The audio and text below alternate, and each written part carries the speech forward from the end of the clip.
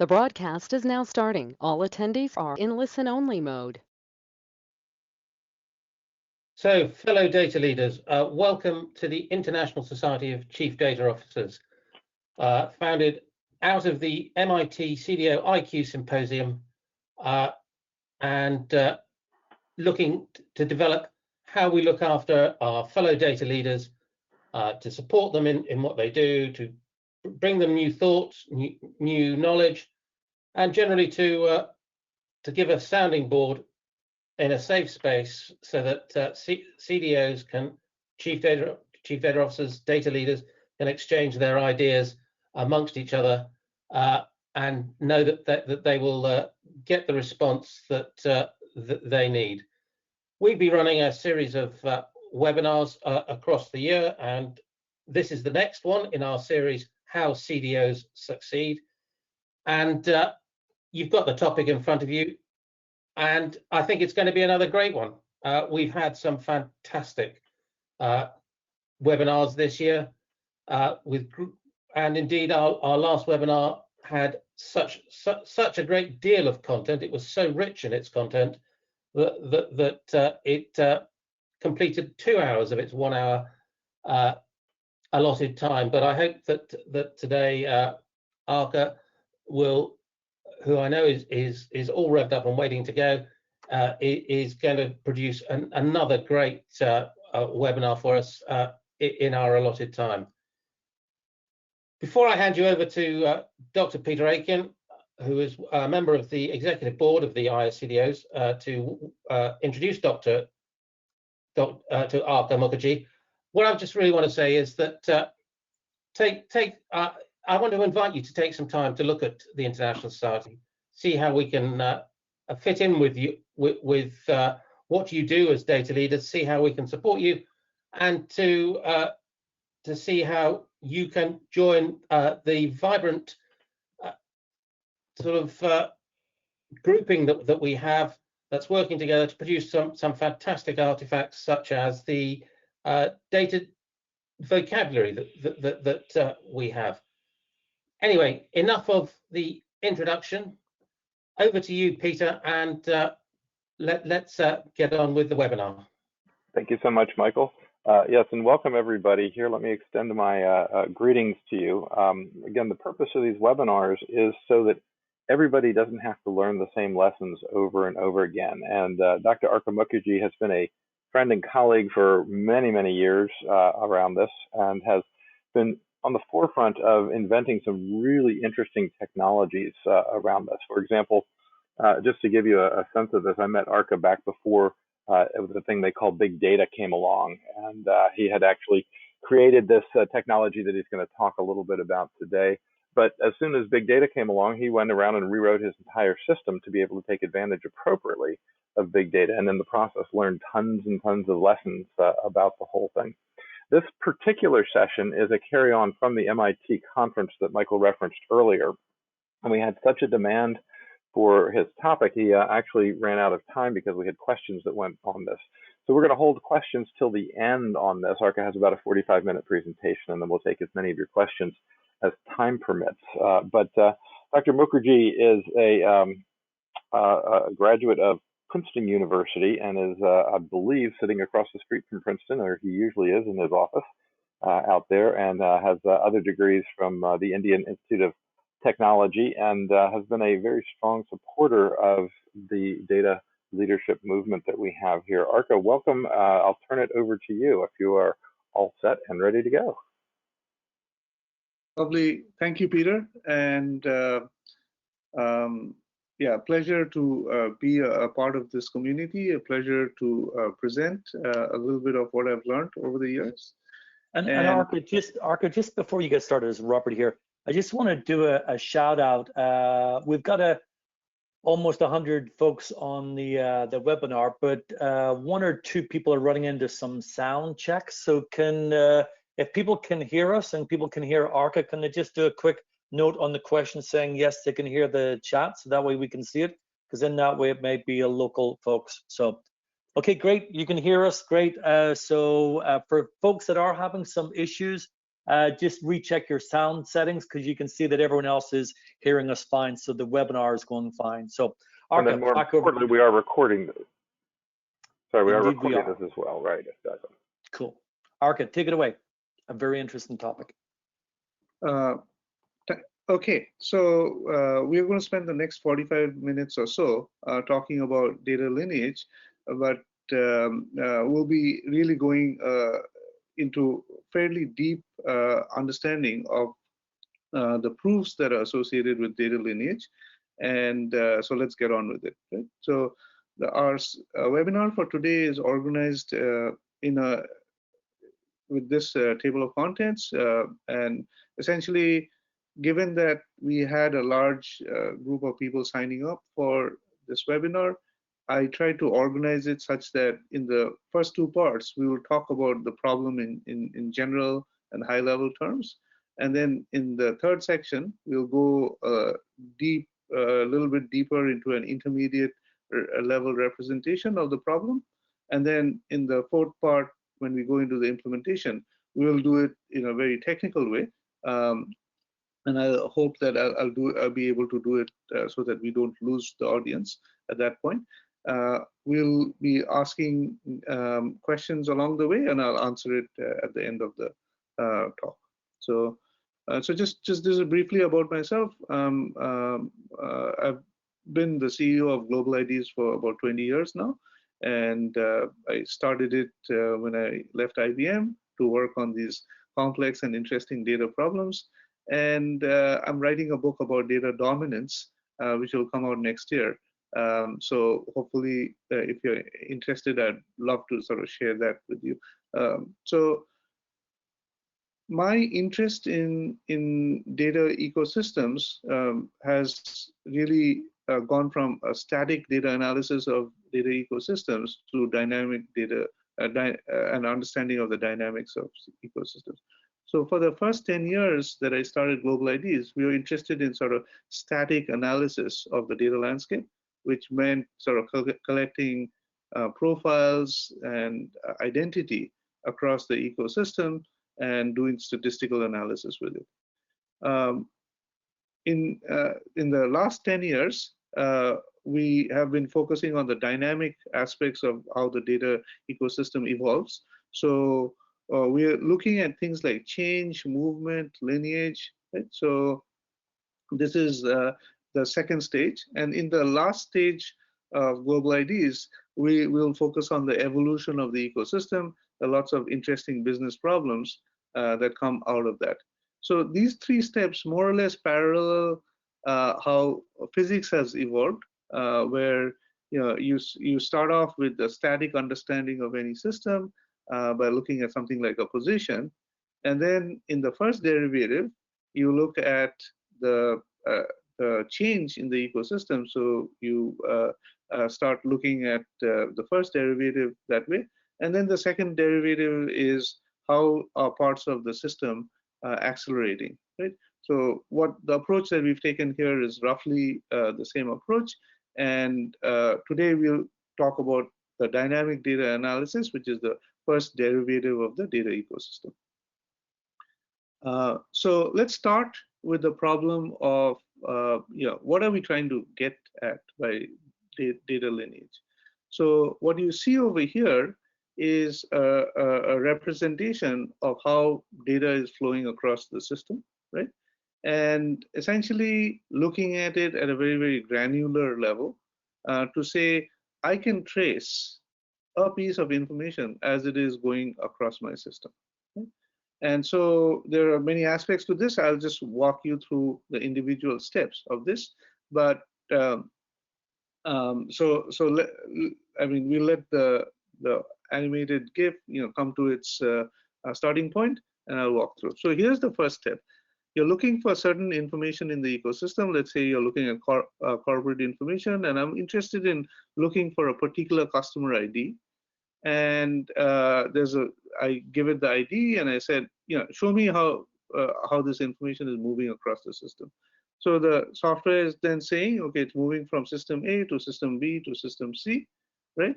And it can then allow me to go inside that particular segment and say, here are the records in the different databases which show the movement of that value across the ecosystem. And then, I can go into different segments and look at sort of the different records as it's going through the ecosystem. So we're calling this the ultimate endpoint of data lineage, where if we start off with a definition in terms of data lineage, what is it, right? It's the flow of information across your data ecosystem, right? So typically, when organizations attempt the problems of data lineage, they're talking about, I have a particular originating system which has an entity, let's say table 1, represented in this way. It is flowing into a second entity, table 2, in some downstream system, and then it goes into some destination system, maybe a data warehouse or something, where it ultimately lands up and does not go downstream from there. So we have an originating system, we have an intermediate systems and destination systems where data is flowing. So the problem of data lineage is, how do I know where data originates, certain kinds of data originates, where it flows to, and where it lands up in. So this is the general problem of data lineage, and it is becoming increasingly important for a variety of reasons that I will go over. So this is very data lineage at a very high level. And if you ask why is data lineage important and why is everyone, most of our corporate clients interested in data lineage now, they'll usually attribute it to regulatory compliance, because regulators are asking for proof that organizations know how their data flows. So this is, of course, has been a part of the Basel requirements, but that's gone on for quite some time. But it's becoming more and more relevant. But I think, from my perspective, even if the regulation wasn't there, the operational optimization that data lineage provides is very, very significant. It takes the important parts of your organization and important parts of your business and says, this is how I need to optimize it and make sure I don't have process breakdowns or data breakdowns along the way. So this is data quality and operational optimization is sort of very important to this.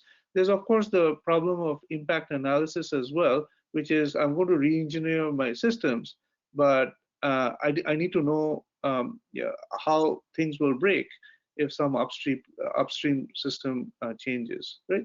So I need to know the impact of a change on downstream systems. Otherwise, I can't build new systems or have dependency and fragility in the overall system. So these are the three reasons why data lineage is important. And here's a screenshot that sort of shows a regulatory compliance situation. In banking, there's a Federal Reserve regulatory requirement called Y9C, and it shows how products are, and it provides consolidated financial reporting for large banks, and we can see that the data that lands up in that report is hopping through a couple of systems, and there's a fair amount of complexity along the way. Right? An example of the operational optimization part is data quality forensics. Can I go into any part of the data and look at its quality over time? So this kind of dashboard sort of gives you sort of object by object what are potential breakdowns in the system. And then so we want to look at the breakdowns, and we want to look at policy violations as the data moves across the environment.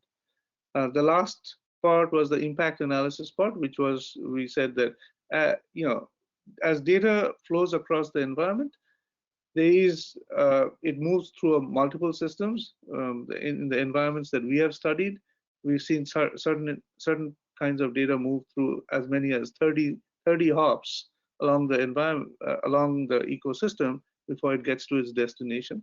So understanding how upstream systems change and impact downstream systems is pretty important. So these are the reasons why while organizations are interested in data lineage, but it has been a hard problem.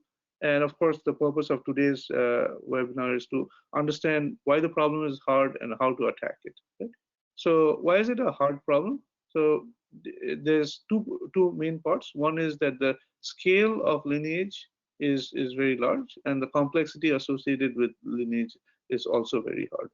And so just an example of the scale problem is that you have environments that have hundreds or thousands of databases in them, and there's complex data flows across it. So because you have hundreds of thousands of systems, it's at this problem is sort of operating at a very large scale, and so creates some challenges. The way we resolve that scale problem is to take individual entities and say, we're only interested in flows of various kinds of entities in the ecosystem, and so the scale problem becomes manageable because you might focus on all your core entities or your core entities like customer or product or transactions, and so you make the problem tractable by this way of breaking it down. The other area is complexity. So if you look at any source and any target, then what we see is that the source and the target may be in different databases. The source type might be have different databases or file systems or message buses, and I might have data that's flowing with tables, files, or streams. I might have different kinds of movement of data, different data movement techniques like ETL, stored procedures, homegrown code, Kafka, etc. I might have granularity at different levels. I might have time granularity in which the data is moving, sometimes across minutes, sometimes across seconds, aggregations along the way, transformations along the way. So between any source and target system, there's this level of complexity. Now imagine multiplying that by 5 or 10. You're dealing with a fair amount of complexity there.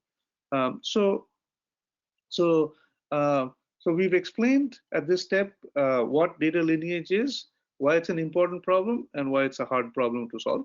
And we'll talk about how people are solving it now. And so the question that we're asking is, let's say someone gives you a data flow diagram like this and says, I have data moving from application 1 to application 2 to 3 and 4. Right? So there's flow across various tables. That's happening. Someone gives you a diagram like this. The question that we are asking is, how do we know that this is true? Right? How do we know that someone didn't dream this up or make it up? Right?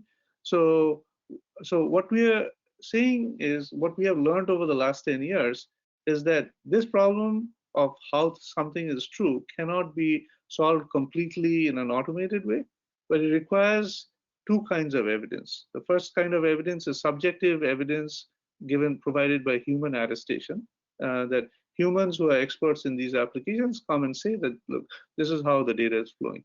And then you back it up with objective evidence by examining the underlying data in the flows and say, yep, this is possible, right? So this combination of humans and machines can give us information about the truth. The second part of the proof that we require is that when you have this flow that's moving across the system, each flow should be supported by evidence, right? And each binary flow across the source and target system, in this case flow 1, should be supported by evidence, and all the individual flows should be supported by evidence.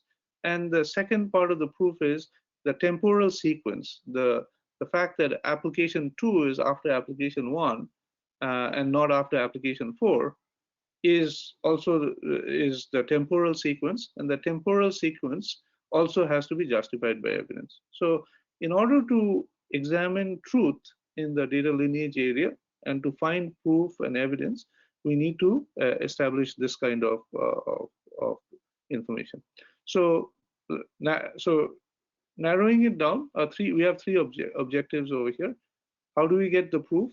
And how do we get a scientific understanding of data lineage? We break it up into three areas. Say, what's the human knowledge we have about this? What's the data evidence that we can create about this?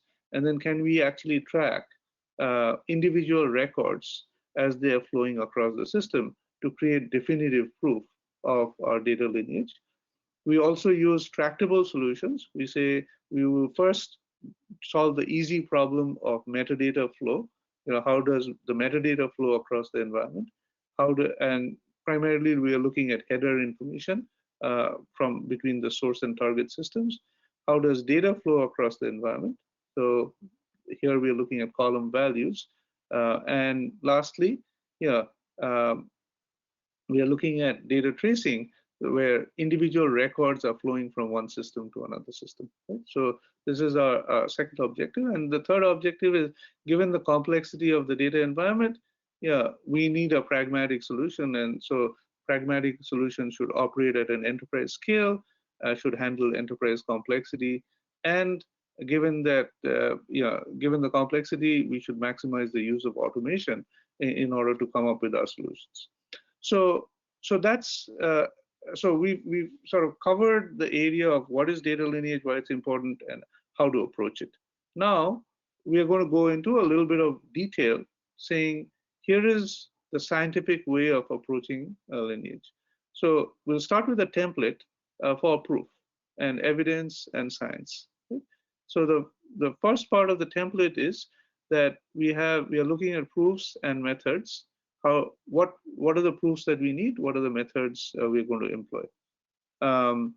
The proof that we need comes from knowledge in 2 steps, comes from evidence in 2 steps, and comes from proof in 2 steps. Right? So over the last 10 years, we figured out that if we get this, then we are confident about our data lineage representation. If without this, it's guesswork. In terms of the methods, we want to look at various kinds of data flow based methods, right? Manual mapping, code inspection, etc., which I'll cover in a moment. And then data trace, where I'm actually looking at record flow. So the first part is sort of operating more at a metadata level. The second part is operating more at a data level. So this is the template that we want to use, and we're going to fill up the boxes in order to say, okay, now I have partial proof, or I have full evidence, full proof of the flow of data across my system.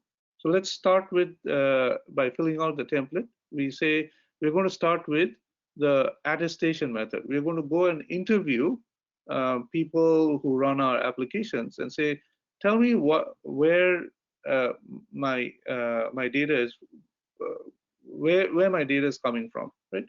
And what is the source system? What is the target system? And we go and interview people and say, this is how data is flowing. So this human knowledge of attestation is people say, okay, these are the tables, and I'm going to draw arrows to say this table from this source system moved to this target system. And so I'm essentially drawing arrows to create this kind of knowledge, right?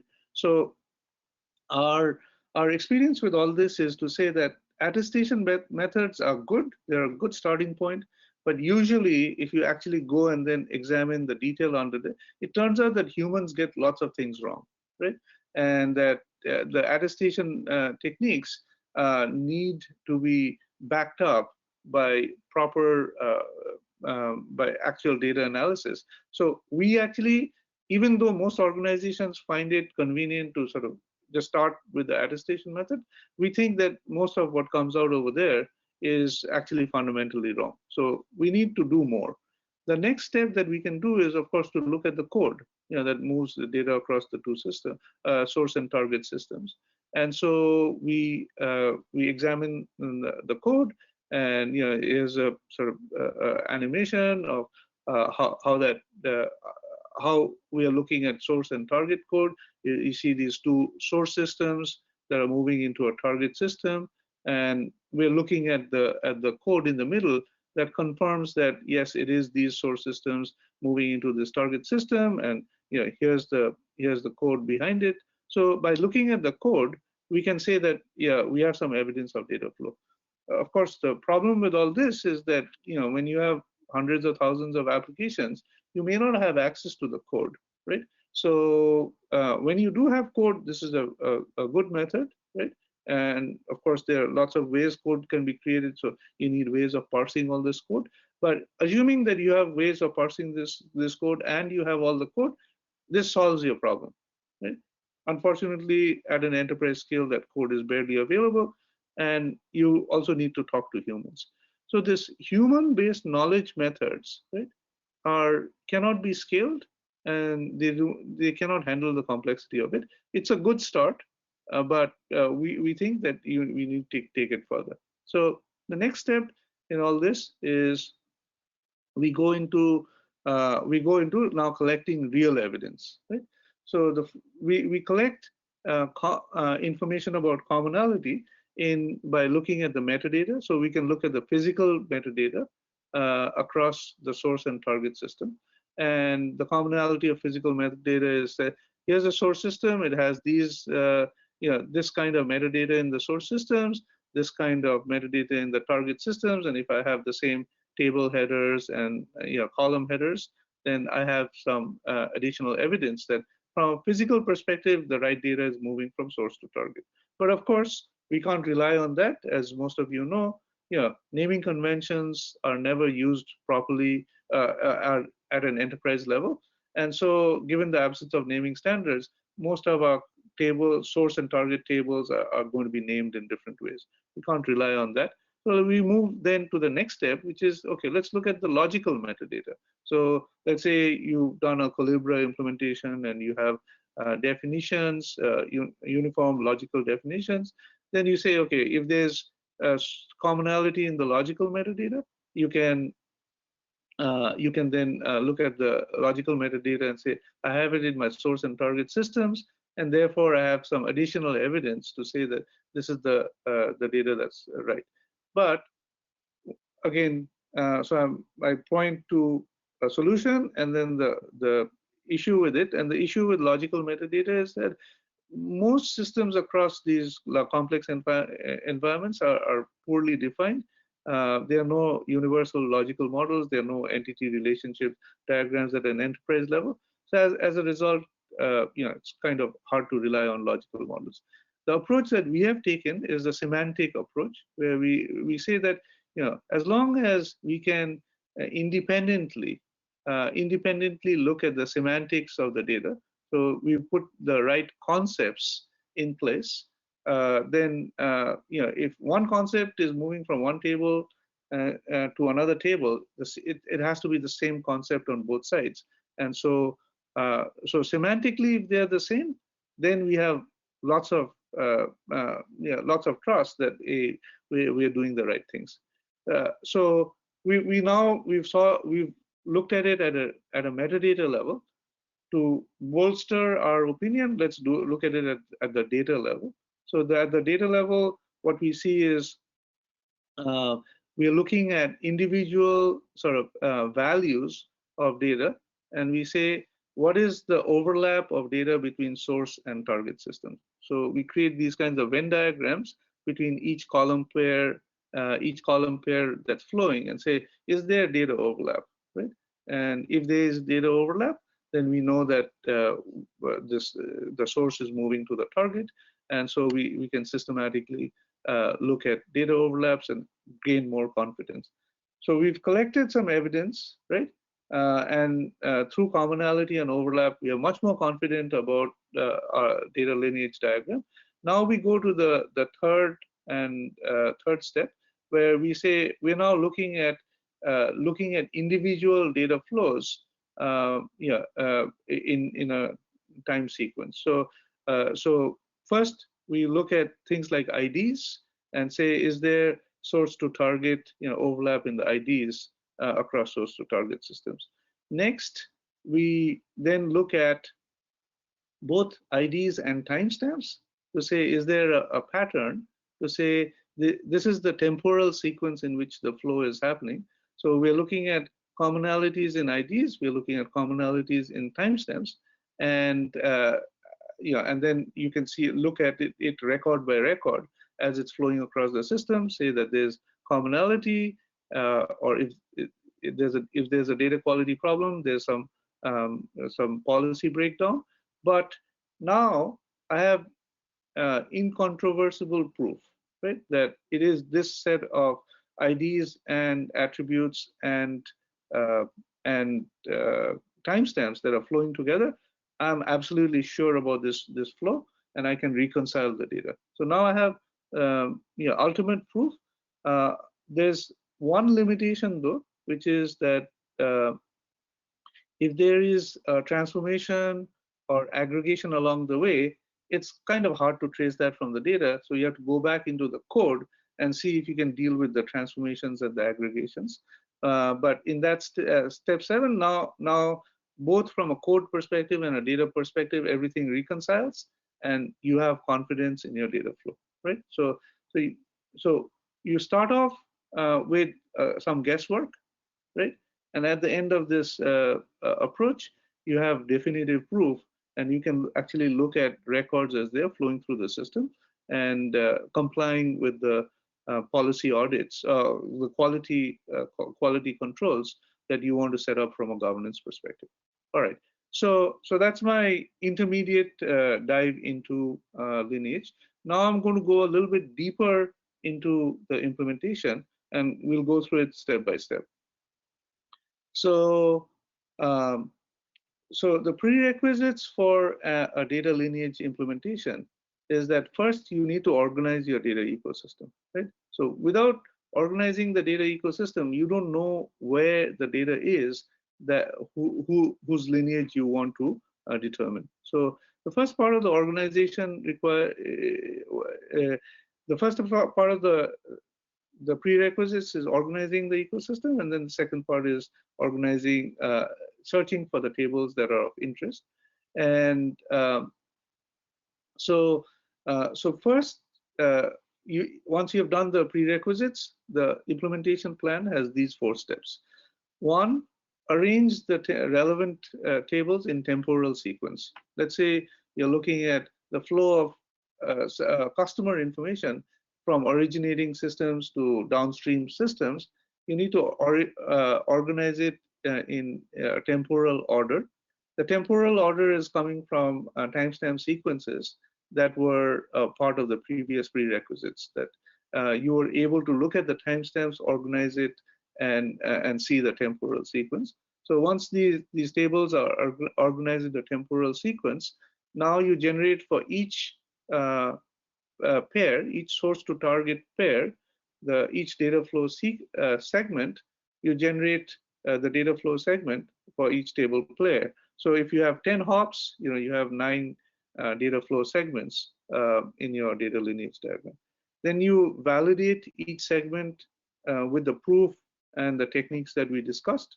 And then you generate reports and dashboards to say, we have confidence that our approach over here is correct, and that this is here's the proof that we have, and we are confident about what has come out. So I'm going to walk through each of the steps in the same steps as we discussed before, but with a little bit more detail, right? So the first step of manual mapping is where you have a source table, an application, a schema, a table with an ID and various columns. And I'm going to just use my human knowledge to say, yeah, this application data goes into that application schema, this schema goes into that, the table goes this way. And so now, I've manually mapped my data, right? And as so this is step 1, and and you're using human knowledge in order to do that. Step 2 is as we talked about, the code inspection part, right? So you say, okay, I have this source system, I have this target system, and I want to look at the code that moves the data from the source to the target, right? So I look at, okay, I have these 2 tables that I'm interested in, and then I say, let me look at my ETL maps, let me look at my my SQL code if data movement is happening through the code, and let's review the SQL, right? So so at this point, you have again confidence that you know both the data and the code that's associated with the data movement. For the same reason that I discussed before, getting this kind of code is hard, and certainly hard at the scale of the ecosystem. And you know, it takes human knowledge in order to sort of understand the code and map it. So you can do these preliminary steps, but recognize that they are preliminary. And so now you want to go into the evidence part. In the evidence, now you are looking at the physicality of physical metadata overlaps, and say, I have this kind of table, and yeah, I want to look at if my names are the same. So are my tables named the same? Are my columns named the same? Right. So so whenever I have the table name, it should be match the table name on the other side. And you know, if I have column names, it should match the column names on the other. So if I have this commonality of physical metadata, I have again increasing confidence. Again, to increase my confidence, I go into the logical metadata. So I say, logically, you know, this table belongs to this particular entity in my logical model, and on both sides they correspond to the same entity, right? So I now have a belief that, you know, yes, this flow segment is supported by more evidence. And then I'd mentioned the semantic part, which is the, you know, the more authoritative way of doing this, which is I'm looking at really the fingerprint of table 1, and I'm looking at the fingerprint of table 2, and it has a let's say a QR code that's associated with that semantic object. And on both sides, I'm talking about the same semantic object. So now I have confidence semantically that this flow is indeed happening. So this is my metadata-based evidence. I'm now going to go into my data-based evidence, and we then look at a data mapping. So I actually look at the values of the data in the columns and say, yeah, I have IDs on the left-hand side, I have IDs on the right-hand side, the target side, and they do there's correspondence between the IDs, and there's overlap between the IDs, and so so now, you know, is there an overlap or not? If there is no overlap, we have a problem. But if there is overlap, then I have confidence that the IDs are moving together from source to target. So I have, this is my metadata-based evidence. Now I'm going into record-based evidence, where I'm looking at a flow sequence over here, and I'm saying, okay, my IDs are flowing in this particular way, and yeah, so from system 1 to system 2, system 1 to system 3, you know, and essentially I can see that it's the same set of IDs that are flowing from table to table. And so now I have confidence that I have data-oriented proofs, and I add to that my timestamp information and say, I know that the IDs are moving, and I know that the timestamps are organized in a particular sequence. So I have confidence that the temporal sequence, the way in which I've organized table 1, table 2, table 3, is also correct. And as a result of this, we have confidence that the records are moving. You know, the right records are moving from table to table to table. Right? So all this overlap across the data values is what enables this data reconciliation. And so by mapping both the ID columns and the timestamps and additional attributes, now you can go extend the same approach to additional attributes and hierarchies, additional attributes, and say that there's overlap. So now when I have that overlap, I can look at a single record in the first system, say that this record when it shows up in system 2 looks like this, and then when it goes to system 3 it looks like this, and I can trace that record across the whole system. So this data tracing is the ultimate evidence to say that we've understood lineage properly. Of course, if you have transformed records, it's difficult to do it with data.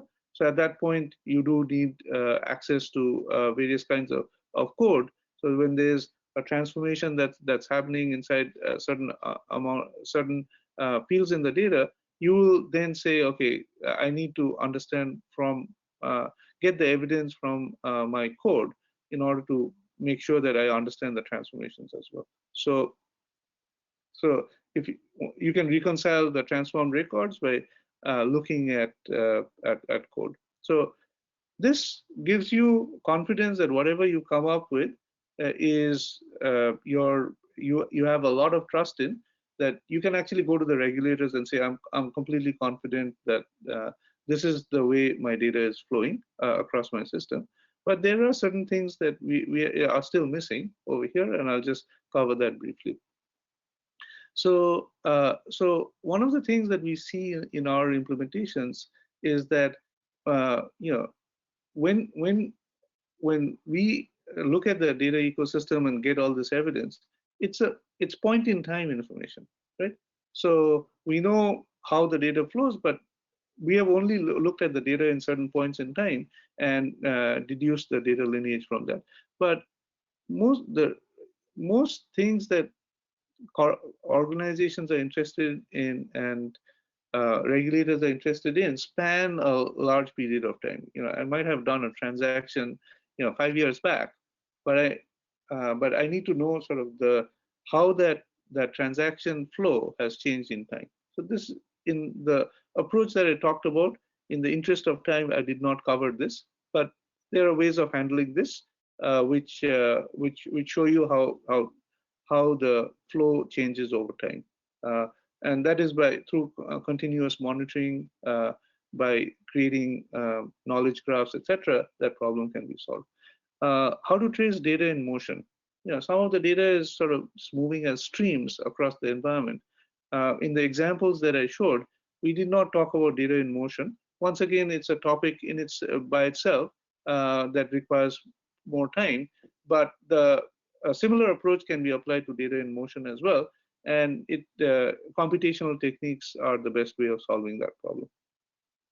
Lastly, if there's as we look at lineage, it needs to be not a one-time activity, but it needs to be a monitoring activity, because this is where the real benefit to the organization happens. That data quality is such a huge problem, right? It's pervasive problem across large enterprises. But what are the data quality problems that are important, right? And when we look at data lineage and data reconciliation, we find that those are the data quality problems that are most important to the operational aspects of the organization, operational optimization within the organization. So understanding of data quality within the context of data lineage is really important, but we have not had the time to sort of go through that in this webinar. So these are other topics, and if people are interested, I'd be happy to sort of discuss those as well. So let's conclude the talk by talking about sort of what are the outcomes. We have already talked about the 3 outcomes that we want are coming out of lineage. So first was meeting the regulatory demands, and we said that if we can create proof in this particular way, it's far better than what is being provided right now. So we can meet the regulatory demands that way. We can operationally optimize the environment by looking at breaks along the flow chains, right? And that as these breaks are corresponding to data quality problems or violations of governance policy, violation of data policy, etc. And so we can identify wherever those gaps occur in the flow chain. And then, of course, from the impact analysis part, which we talked about before, we know that an upstream change is going to impact these downstream systems. Right? So we talked about that, but there are additional outcomes. The additional outcomes are coming from, when you have data and that has been organized according to different entities, areas, you can build these knowledge planes and knowledge graphs that comprehensively represent the state of the data, not just at one point in time, but at different points in time.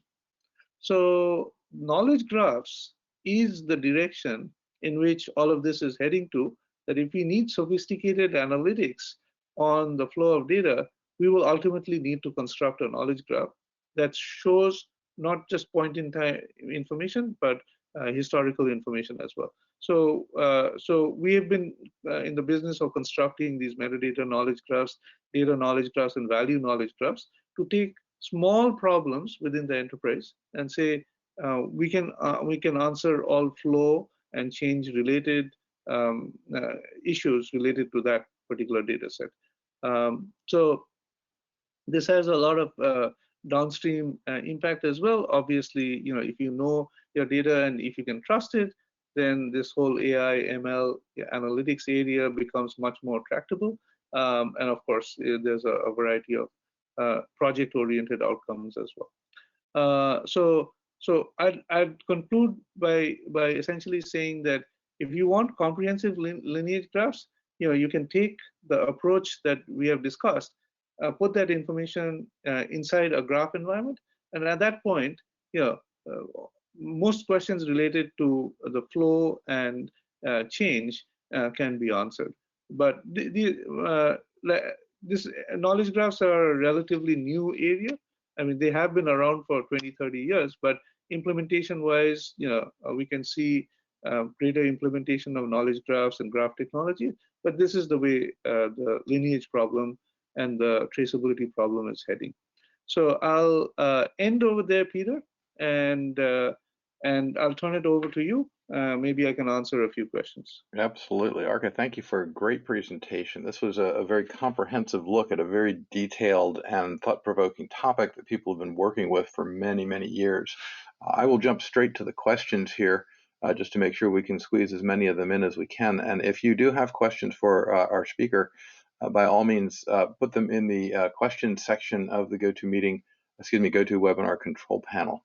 The first one, excuse me, is, I'll go ahead and read it. It says, hi, this is Yashin Akhtar from DB. We are undertaking a data trace initiative.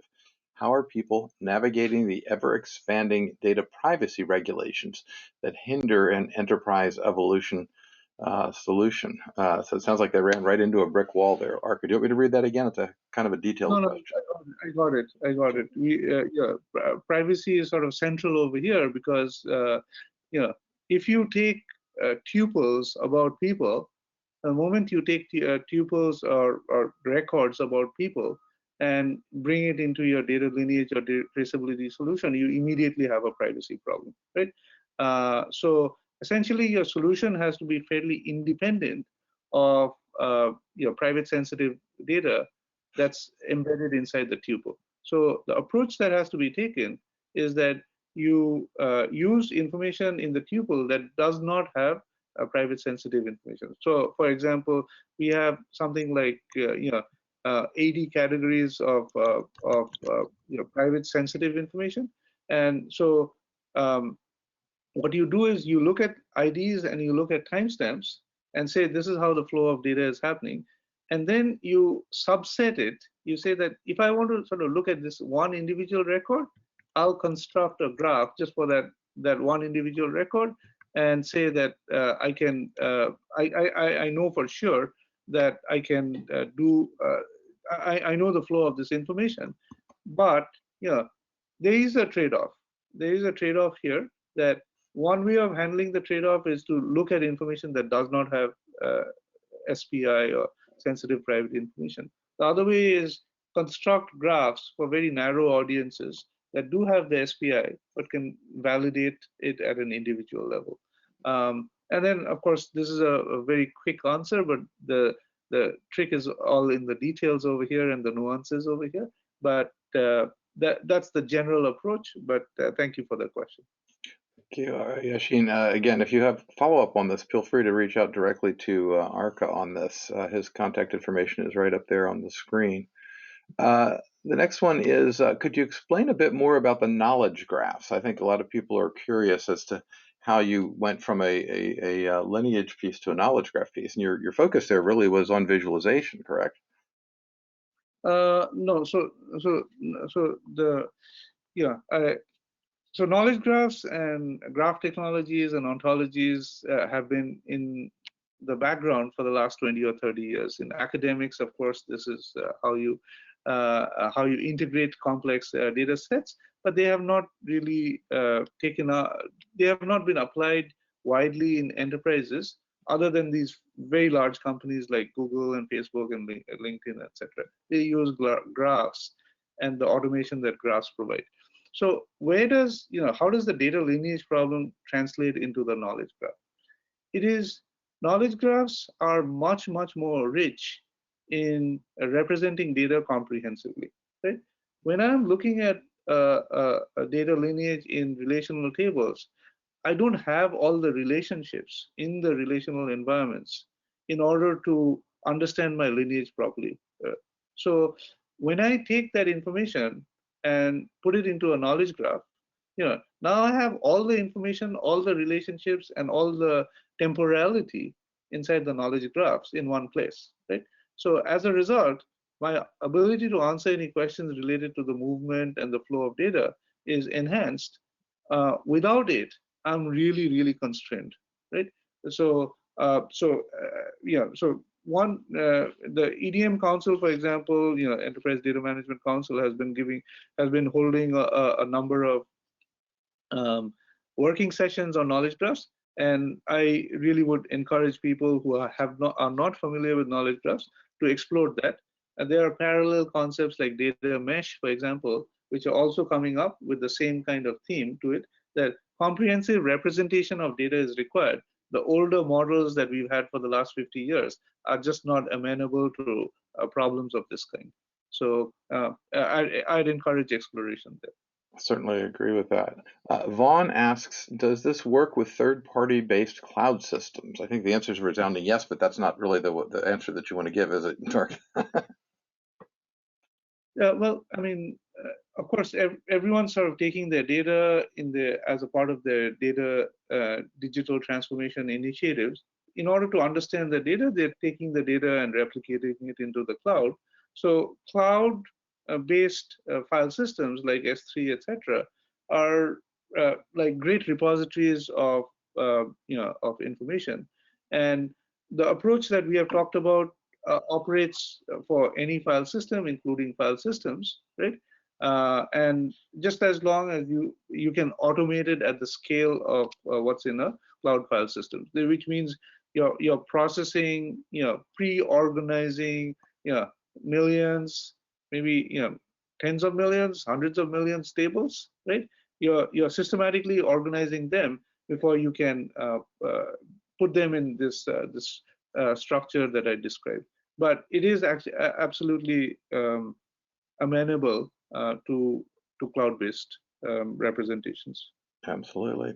Ulrich has asked a question. He says, thanks a lot for illustrating the approach. However, it looks as if it would require an awful lot of work to be followed even for a mid-sized data landscape. How can one handle this? I guess automation is the answer? Automation is the answer, right? So I have to now go into some of my biases.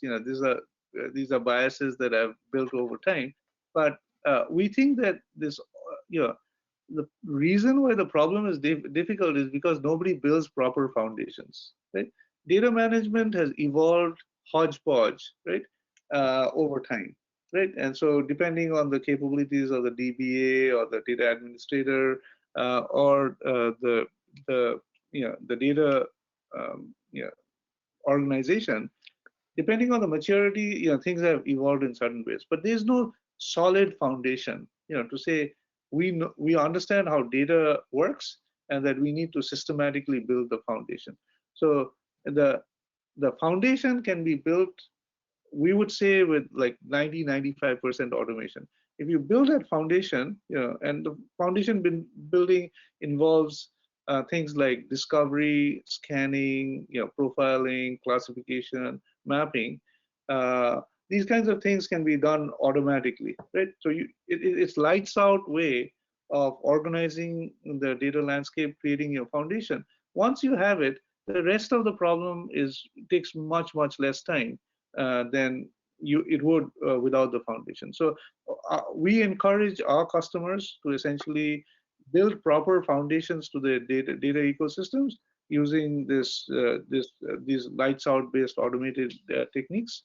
And once that is done, the problem is much more tractable, much less manual, much more automated. So Vaughn managed to get a follow-up to his question about the cloud. And so this is the question right before this. He said, I was thinking of third-party systems that take a feed of data in order to operate, but which are essentially just black boxes. You don't know what's in them. So how do you map a proof of flow, as you can't easily reconcile what you have in internal systems with these blobs? Okay, so I would agree that it is a hard problem. If you are dealing with a black box, how do you resolve the black box? How do you know what's going on inside the black box? I would say that we have limited ability to solve that problem. Just honest, straight out answer. But we've also seen very innovative ways of solving the black box problem. So we did a project with a particular customer who had used us as well as Google in order to solve the black box problem. Right? So we were not successful, right? But Google demonstrated that just by looking at data from inputs and outputs, they could create internal neural networks in terms of of source to target correlations, right? And I was amazed to see that like they had a 70% success rate where without knowing anything that was happening inside the black box, they were able to actually resolve 70% of how the data is moving across from source to target. So, I mean, this gives us evidence that if you're really smart about it, then these problems are tractable, tractable in traditional using traditional machine learning, where you have enough data about sources, you have the source data, and enough information about target data, and that information is at a level where you can create strong correlations between these systems. So I would say I was very impressed by that effort, and I mean, if you have further knowledge about this area, I'd love to sort of talk to you about it. Super. Again, we're getting close to the end here. I'll try to make these quick. Dave wants to know, where is this complex work done? I'm sure he's asking about the processing. It's all done on premise inside the bounds of the corporation, right? Most organizations, especially the large banks that we work with, don't want anything to go outside their systems, leave alone going into the cloud. Yeah, so all this is being handled by the enterprise data organization on premise in their systems. There's another question from Samuel that says, do you have a modeling recommendations for using a knowledge graph for lineage? What do you think about systems of record and systems of reference? Any advice for human-centered design in lineage knowledge management? Yeah, so I think the question is coming from someone who's got a sophisticated understanding of the problem. So understanding systems of reference is really prerequisite to many of the things that I talked about over here, right? So data, reference data is moving along, transaction data is moving along, but you need to understand the reference data in order to get the consistency. So what are ways of using graphs in order to look at the flow of both reference data and transaction data across the systems? I haven't seen a lot of tools that do this, right? Because in the graph space, you either have graph vendors or ontology vendors, but the solutions in that space are relatively rare. So I have not come across anything, but I mean, maybe there's a deeper conversation over here that I can.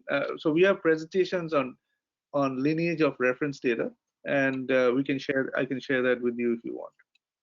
Arka, super. That was our last question that we can take today because our time has run out. We did get a couple more questions, and at least the one that asked the follow-up there said, thanks very much. He appreciated the useful answer, and I want to echo that and say thank you, Arka, for spending time with us today. Again, you know, this is one of my favorite topics because people come to us all the time with really interesting data questions. And what you've described to us is an approach that really does get to a definitive answer as opposed to some of the more, I think it's the answer, or as you showed at the very beginning, we're really not sure what's happening in some of these. So Arka, thank you for bringing enlightenment to this particular topic. We'll be sending, we'll be posting this up on our website there. And I guess, Robert, we don't really have a way of sending the slides out. Do we have, can we put the slides up perhaps with the video? Yeah, yeah. If Arka, if you can send the slides to Peter and myself, we'll then send an email out to all the people that registered for the symposium. And then, as Peter, you said, we will be posting this link to the recording up onto the iscdo.org website in the next couple of days. Fantastic. Again, Arka, thank you so much. We'll be back up here in about a month on the next topic is building a resilient workforce. And we have the wonderful Sadie St. Lawrence who's going to give us a great hour on this on Thursday, December 2nd at the same time here for everybody else, 1600 UTC. So thank you all for joining us, taking time. Arka, thank you for doing this and really appreciate it. And we'll let you know when things get posted up on the website. Thanks, everyone. Thank you. Thanks, Arka. Okay, take care.